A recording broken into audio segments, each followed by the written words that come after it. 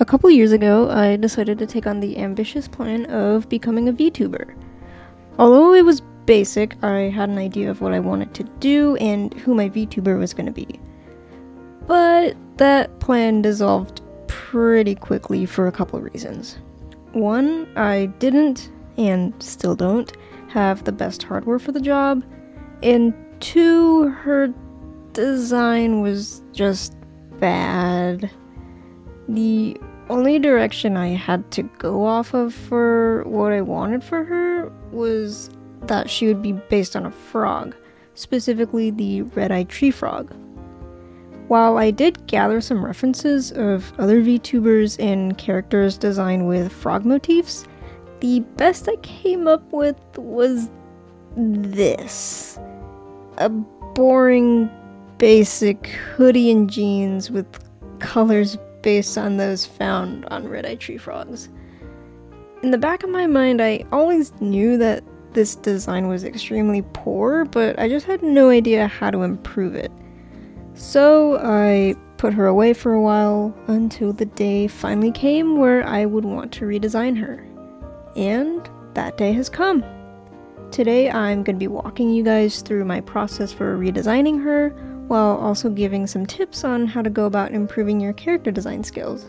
So we obviously can tell that this old design is bad, but why is it bad?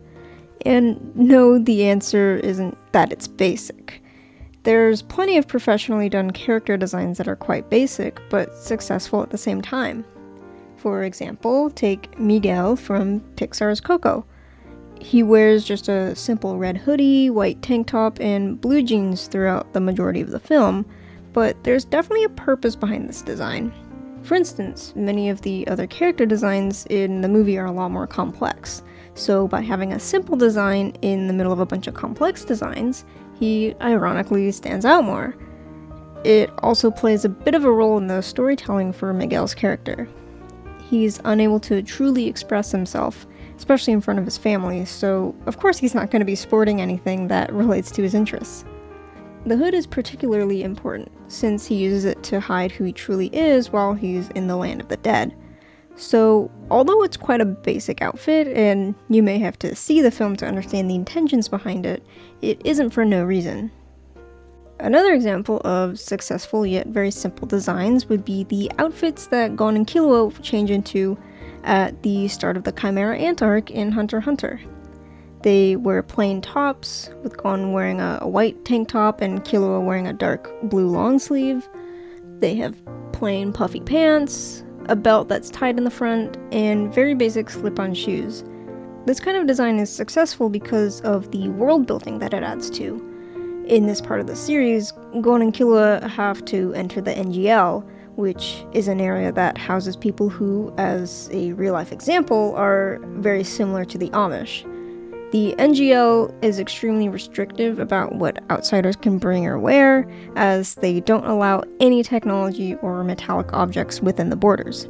So Gon and Killua change into these very simple, naturally sourced outfits for this part of the arc.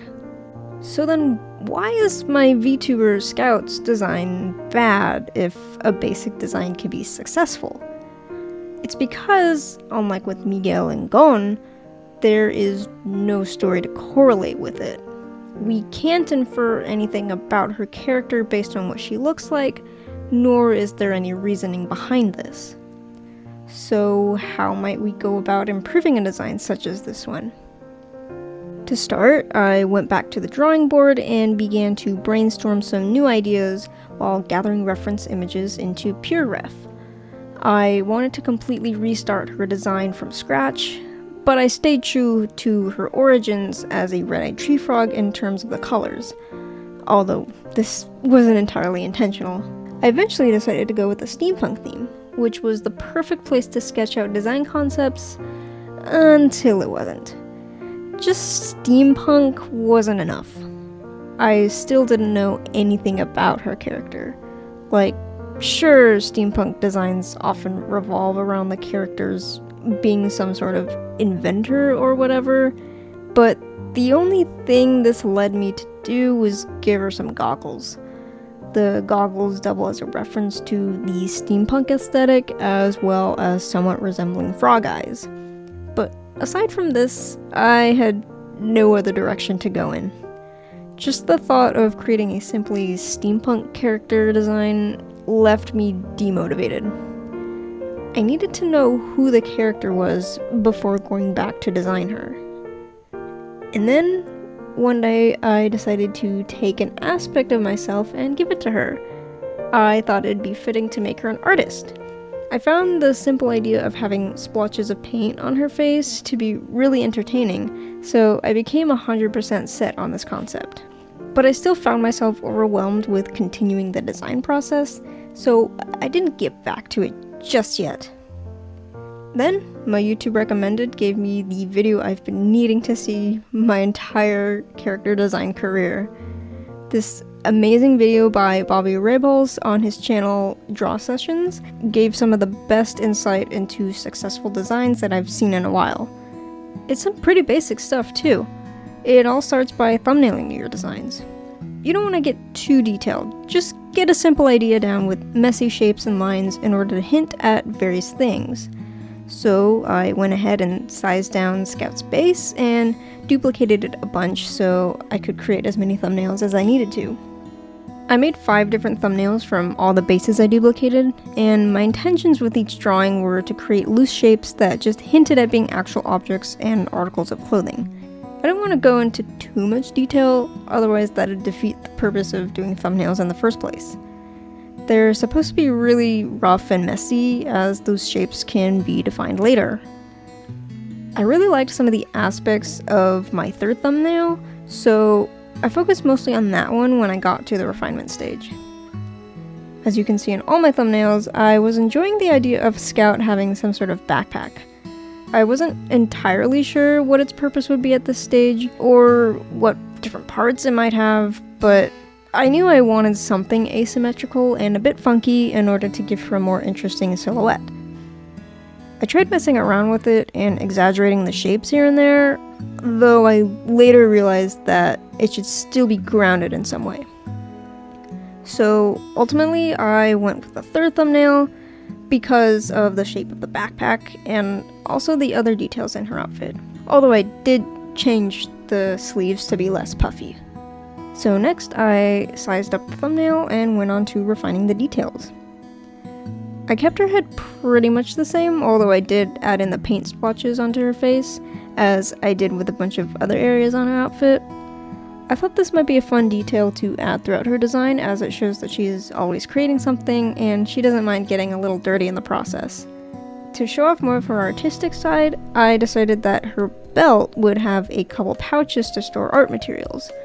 There's some vials that hold paint in one pouch, and her paintbrushes in the other.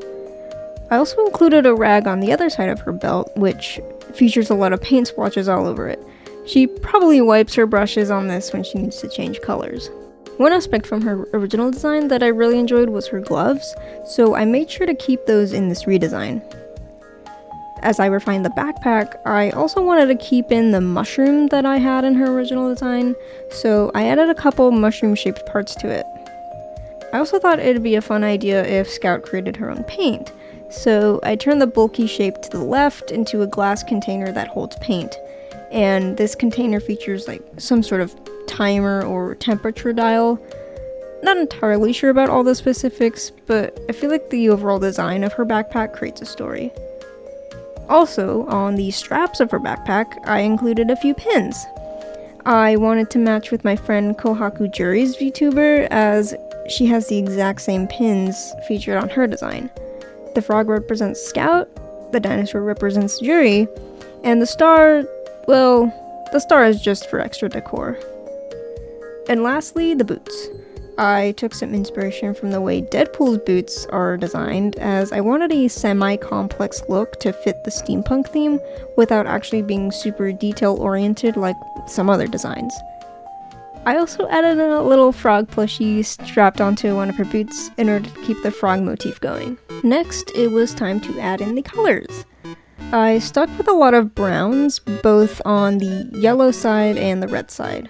I wanted to keep her goggle lenses red in order to match with her eyes, since they represent the eyes of a red-eyed tree frog. Also, completely unintentional, but I managed to keep in the original colors of this frog as well, like I did with her old design. Red-eyed tree frogs feature green, obviously, white, red, and surprisingly yellow and blue as well. And by having the paint throughout her design be the 3 primary colors, I was able to maintain the color scheme of her original inspiration. Once I chose her color palette, I felt that the colors weren't really that cohesive. They looked okay, but they didn't really match all too well. So I went ahead and added a gradient map, which I turned down the opacity of.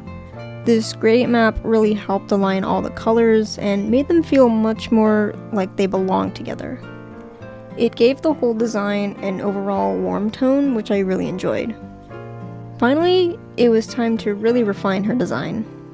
I cleaned up the sketch while also making sure to separate it into the right parts to reference later. I then went over each part with the line art, added color, and went a little bit crazy with the rendering. Cleaning up the design definitely took the longest out of the whole design process. Since my goal was to eventually rig her in live 2D and turn her into a fully fledged VTuber model, I had to make sure that everything was separated perfectly. I was also keeping in mind the fact that people would be looking at her for long periods of time, as she would act in the same way as someone's webcam in the corner. So I went ahead and rendered her as well as I possibly could.